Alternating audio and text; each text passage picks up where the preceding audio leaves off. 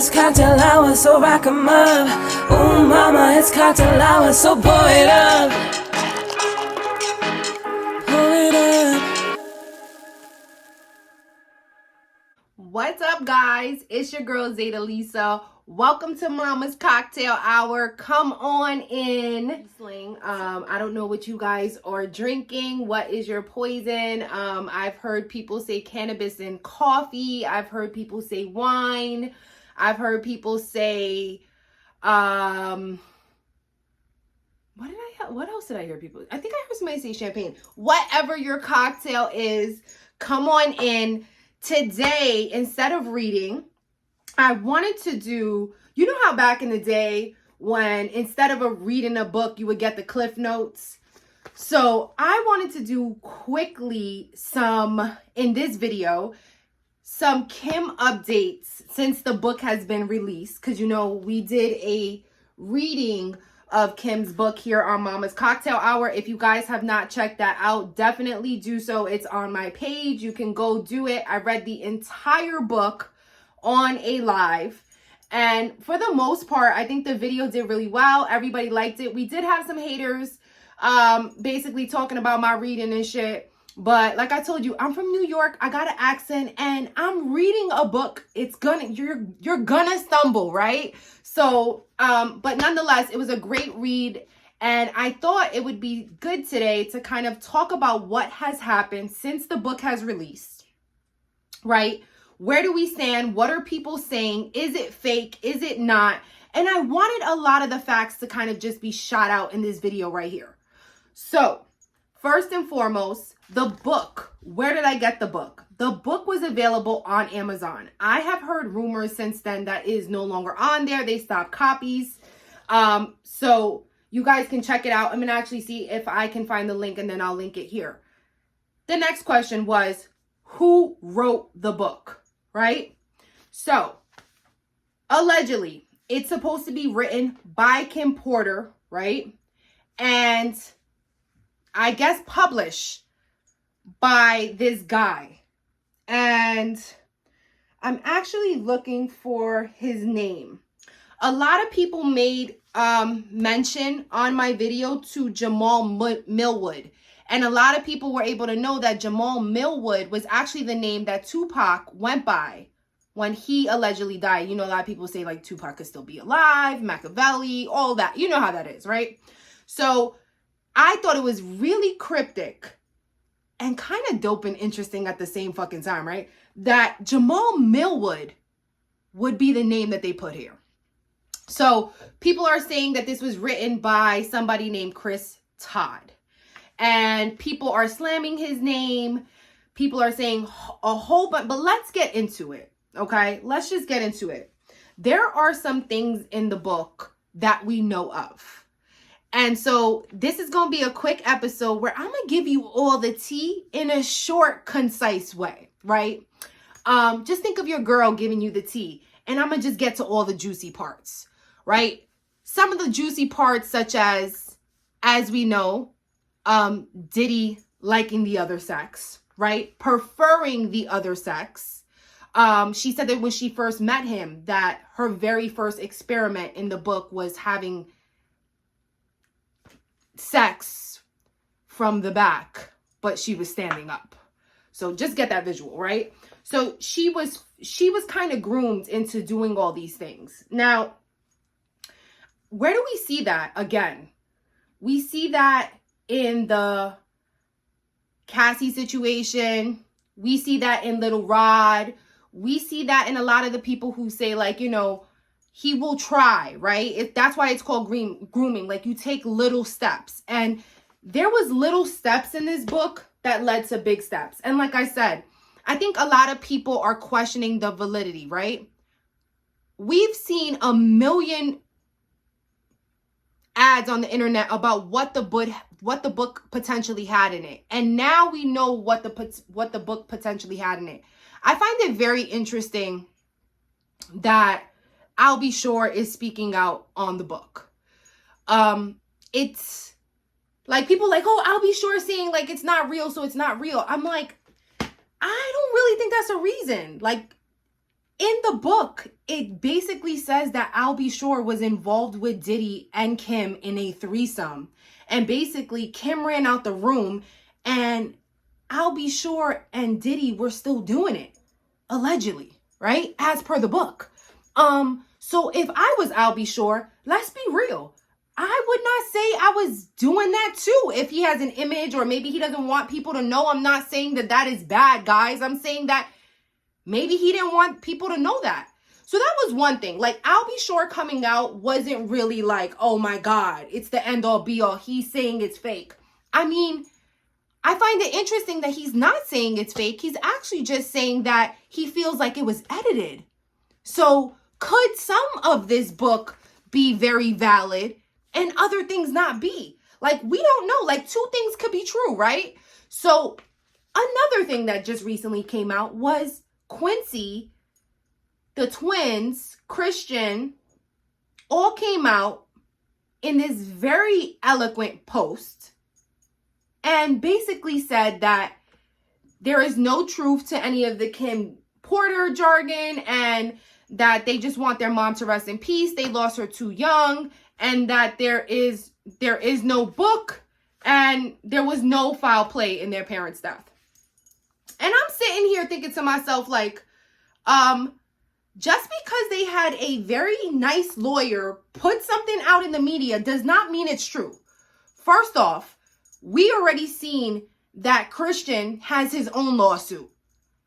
So there's that, there goes his credibility. Quincy, I'm sure, has been under Diddy's thumb and probably still is under Diddy's thumb to this very moment. And then the girls, right? So there's not much credibility there. And what else would they say? Oh yeah, we agree. Diddy did kill our mom. They're not going to. So to me, that really didn't stand out. Like, I knew that all that stuff was going to happen. I knew that there was going to be people who came out and said that this was not true. What I find interesting about this book is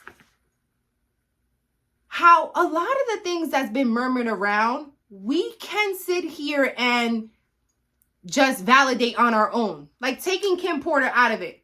We know everything that's happening currently with the Keefe D situation.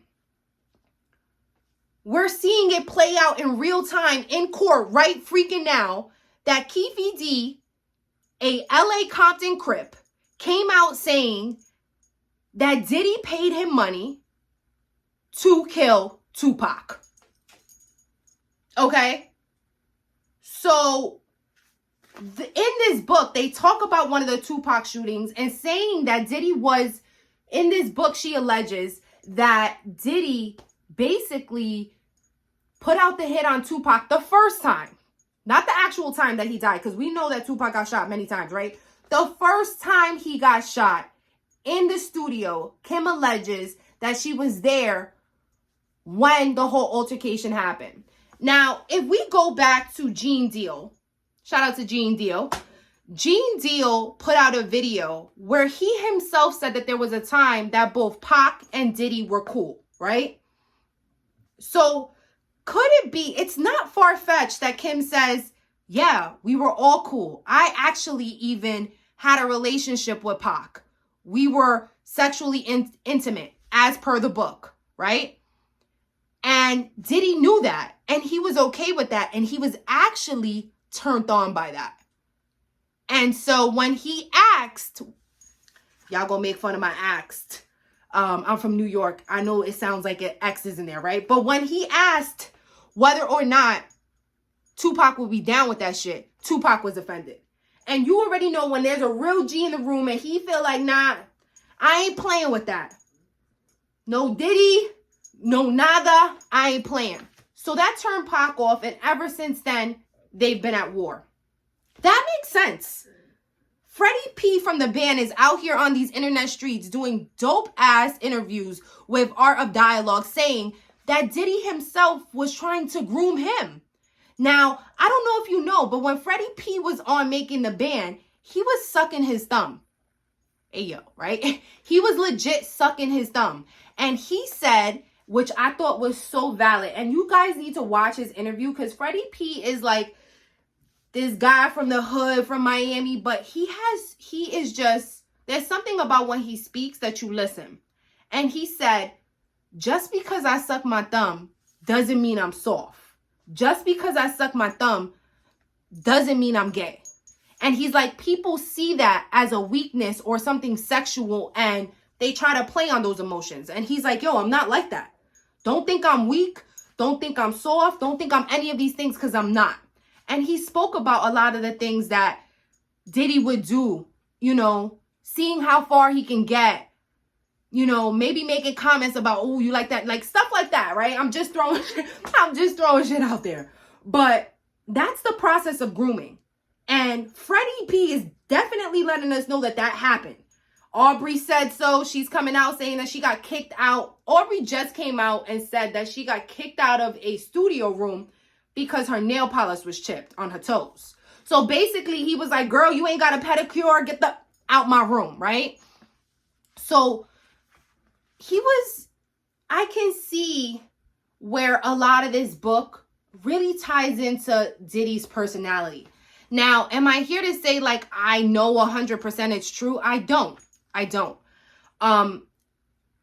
Do I think like the way the book was written, I don't think it was written. I think I spoke about this earlier. I don't think it was written like I'm writing a book and every day I'm going to write about my life and I'm going to start from the beginning and I'm going to end. I think this book was written because at the end of the day, she knew something bad was going to happen to her. And it was a way of making sure that her family knew. I said that in my last video. I'm going to say it again. I think this is something that was rushed. She rushed through so many things in this book. She did not talk about her kids in entirety. She didn't talk about her time with the twins. Like, she spoke a lot about what happened in the early 90s, early 2000s when Quincy was younger. And then she talks briefly about her having Christian. One of the things that I do want to bring up that I think had me going crazy, and I actually wrote notes, was the spiritual stuff that she said Diddy was in. In the book, she talks about Diddy getting into, like, in the beginning, she speaks how it was freaky, right? Like, you're trying new things. She had strap-ons on. She was doing stuff to Diddy. Like, things were real kinky. They were doing threesomes. In the book, they allege Will Smith, Jada Pinkett. She alleges, I'm trying to think of anybody else that stands out. J-Lo, she talks about them having threesomes with J-Lo. So they were swinging heavy. I wouldn't even call it swinging because I don't even know if they were a couple. They were on and off, right? But she makes mention in the book, guys, lots of times to a lot of the relationships that she was getting into. Like, if she would get into a relationship with a guy, he would automatically like show up poisoned, right? And so it's so crazy, right? Or I'm sorry, poison meaning dying of pneumonia, the same thing that she died from. And that plays a lot throughout the book. So, right, I want to let's use facts.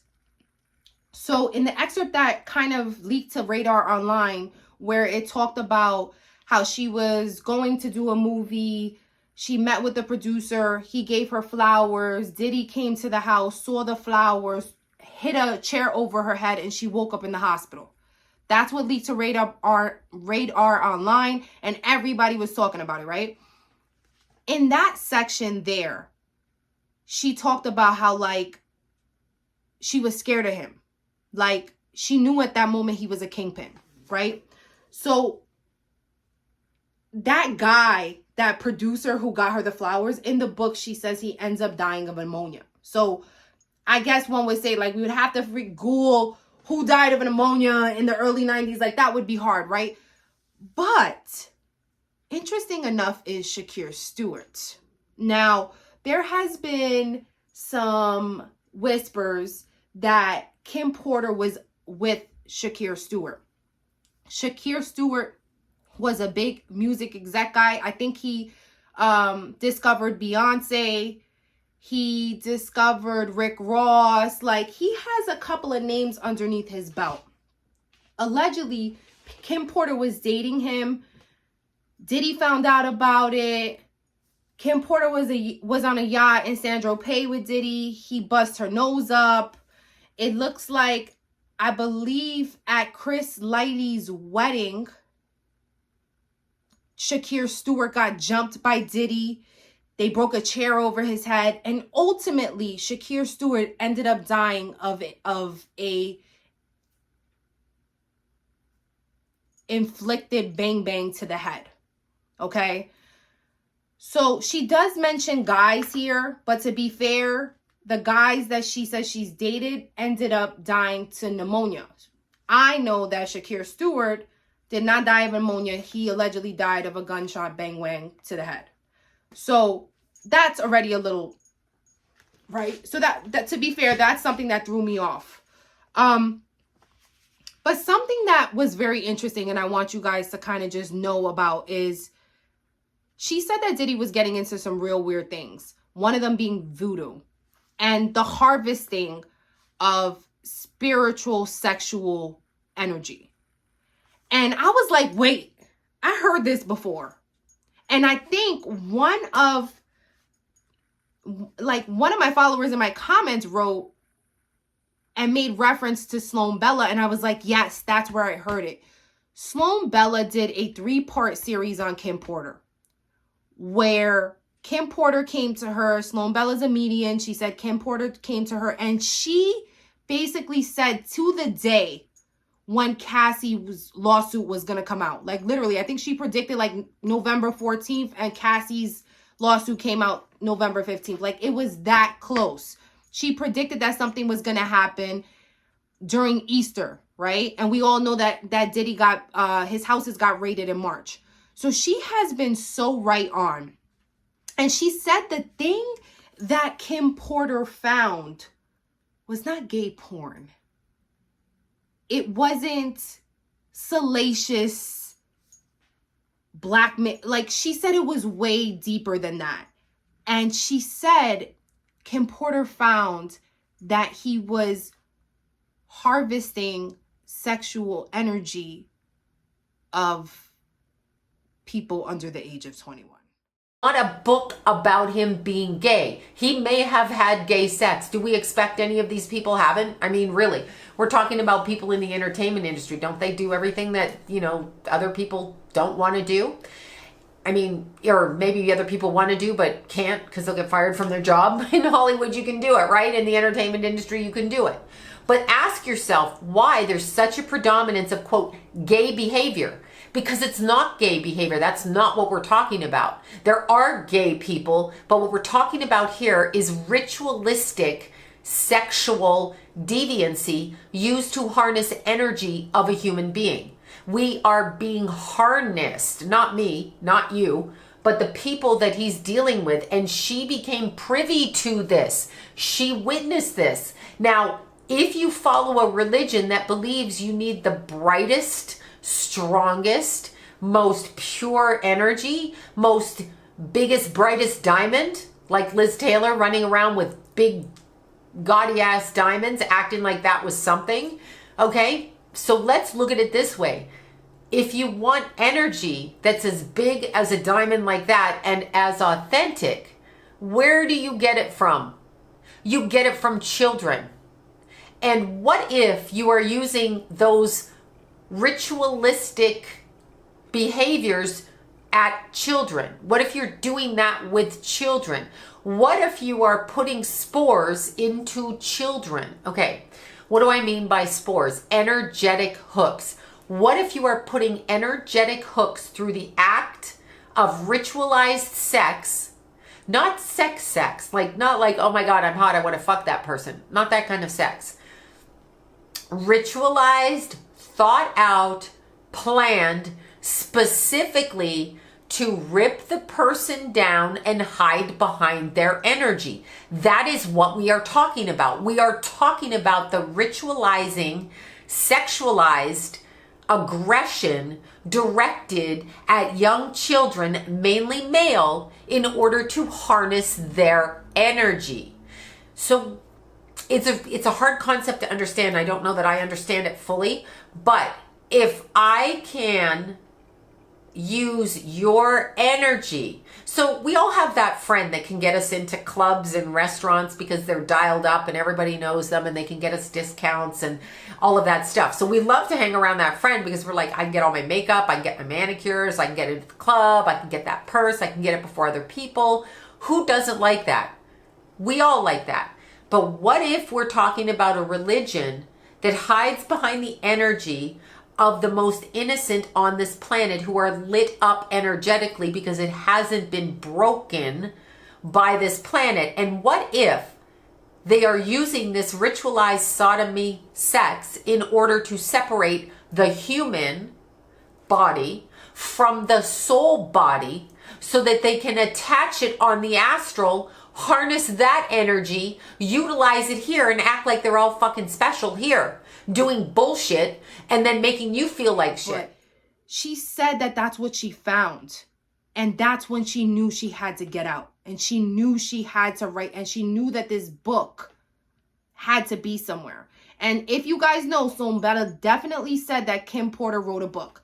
Now, whether or not this is the book or it is the book and it's slightly edited, I just think that a lot of the things that this book is alleging to, Sloan Bells also mentioned. At the end of the book, just to kind of summarize it, there is a scene where Diddy is in the house with allegedly Snoop Dogg.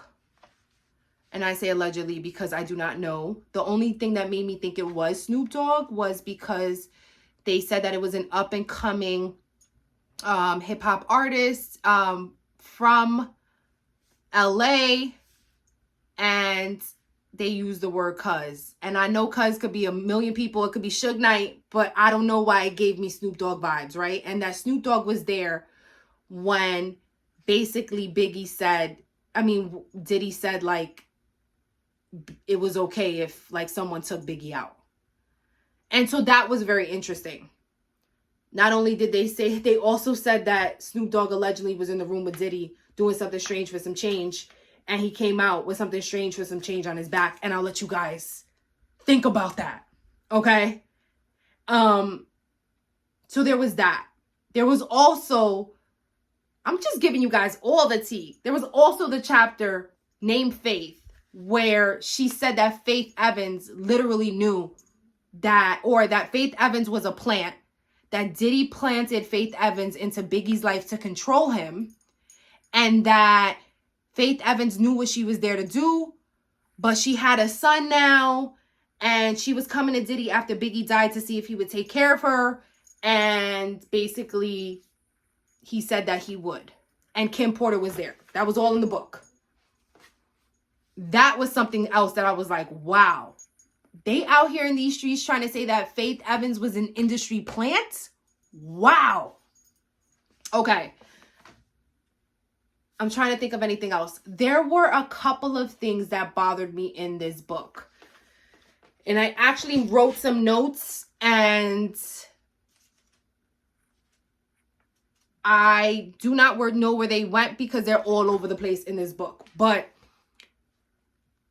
I remember distinctly in the book, she mentioned a lot about Diddy's relationship with Quincy. And she said that he had a really good relationship with him, that she saw. Like, they were always so nice. He never put his hands on him, nothing. There was a couple of things that made me feel a little uncomfortable, that almost seemed like grooming to me. Like, in the book, she mentions, like, him patting his butt. But people will say, like, dudes smack butts all the time in the NBA, right? So I don't want to just go down that hill, but that was weird to me. She also mentioned that towards the end of the book, this is where it gets good. So going back to what Sloan Bells said, and like I said, she goes into the Tupac shooting. She says that Diddy was involved in that. She goes into the Biggie stuff. She talks about the party. She talks about the freak off. She talks about who were involved, some of the heavy hitters. But she talked about him hurting her. She talked about him like physically putting his hands on her and letting her know that if he would kill her, he would kill her silently. That it wouldn't be with a gun. It's too messy. That he would put something in her food or he would put something in her water, and that's how she would die. So this woman was fully aware that this guy was capable of this. Like, let's be real, guys. The only way to kill somebody is not just by shooting them up, or like, there are so many ways. And so the more money you have, the more access you have to things, right? So the book ended with her saying that she found basically freak off tapes with young boys. And these tapes housed all alleged, let me throw my allegedlys up in here, Little Bow Wow, Usher, and Justin Bieber. And she said when she saw those tapes, she knew that that could have possibly been her son. And so that was her last straw. She went to his house. She made copies of the tapes. She put them back and she blackmailed him and said that if he did not let her like successfully leave, that she would take those tapes to the authorities. And that was basically her solidifying her way out. And so we all know how the story of Kim Porter ends. So what I think is interesting, though, is someone in my comments mentioned the spiritual harvesting of youth through sexual like energy. And like there is a whole people out there who do that and believe in that. And that's what she saw. Now, again, these are all alleged. Diddy remains, innocent. He's up in that dumb MDC jail right now on a hunger strike because, which I think is interesting, right? He's on a hunger strike because he thinks he could be poisoned. Or people might say, oh, Zeta, you bugging. He's not on a hunger strike because he thinks he's going to be poisoned. He's on a hunger strike because he don't like the food. Whatever it is, you're going to get hungry enough to eat, my brother. So I personally feel like Diddy knows what he has done. And if he's done it to people, he knows it could possibly be done to him. So he ain't eating the food. He ain't drinking the water. He's staying away from all things that could possibly murk him. So that's it. That is the Kim Porter Cliff Notes in a nutshell. There's probably some things I missed. If I did, drop them down in the comments. Give your girl some love. Don't forget to check out my videos. I've actually started a book club. Shout out to all the people in the comments who pushed me to make a book club. I've been reading the book Bling. I also read this book. So if you guys want to check it out, if you have some time, you want to clean around the house, you want to maybe just chill with your cannabis, your coffee, or your wine, whatever your poison is, and you want to listen to a good book, I did a reading of this book on my book club on my channel. It's called After Hours. And I did the Kim Porter reading, and I also am reading the book Bling. So check that out. Don't forget to subscribe. Hit that notification so you can be notified when we have a new video. And show your girl some love. I'm here on YouTube trying to grow. Love y'all. See y'all soon. Ooh, mama, it's cocktail hour, so rock 'em up. Ooh, mama, it's cocktail hour, so pour it up.